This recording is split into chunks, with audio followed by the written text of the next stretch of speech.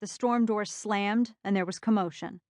I learned at a young age that you hear more if you pretend to be asleep, so I did just that when Grandma rushed down the hall to check on us, before hurrying back down the dark hall toward the light of the living room. The late-night visitor was their daughter, my aunt, clad in nothing but nightclothes. She had been assaulted by her estranged husband. In between sobs, she told them that she had escaped after her husband tried to take a knife to her throat. When he had gone for his gun, she managed to flee. As she sat in her parents' house, shaking, she was terrified that he'd come for her. Grandma called the law, but in a rural county such as these parts, the law could be miles and miles away. While Grandma dialed it in, Grandpa silently strode into their bedroom. His every step rang simultaneously with anger and with careful purpose.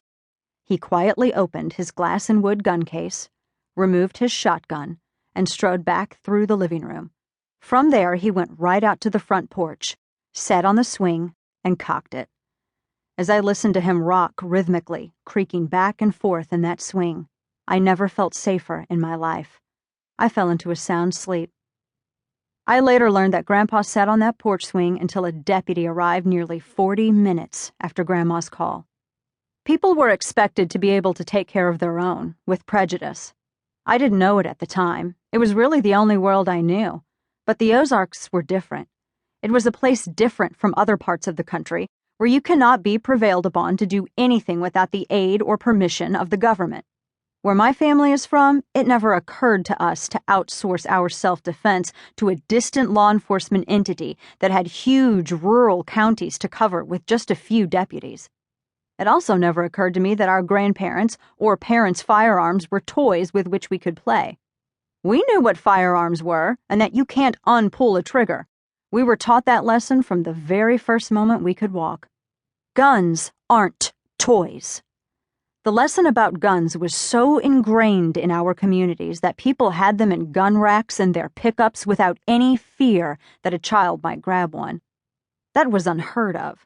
My grandpa's own handcrafted gun case didn't have a lock and was used more to display his collection than to keep them locked away. Our parents taught us not to touch a hot stove, not to run into the street, not to play with guns. Most important, we were taught a respect for life. You don't put your finger on this unless you're fixing to kill something, my grandpa once sternly told me as I trained the barrel of my cousin's BB gun on a He-Man action figure. When we moved to the city, I was shocked at how many of my friends weren't taught this. My mom kept a loaded .38 revolver in her nightstand. I knew it was there, and I knew that I was to never mess with it except as my last hope of defense. I mentioned it once to a girlfriend during a sleepover. She was shocked and wanted to see it. No, I told her. My family also taught me respect for privacy. My mother will ask you to leave. And that was the end of that. Living in St. Louis, I didn't need to hunt for my own food since supermarkets were minutes away. We had a few guns in the house for security, but that was the extent of it. It wasn't until I got active in politics that my life and the lives of my children were threatened that I got angry. Kids can tell when their parents are afraid. They can sense when their safety isn't assured. I never wanted my family to have that feeling.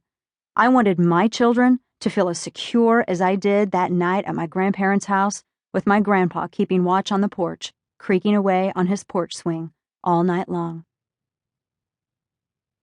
How I learned to fight back. I began blogging on politics in 2001 under a pretentiously ridiculous handle, Catalyst. I was 20 years old, struggling prematurely through a midlife crisis, and working out my political evolution online. I created a website with some friends and wrote about politics and pop culture. It received a fair amount of traffic and made the lists of various promoters and publishers and PR flacks who constantly sent me materials.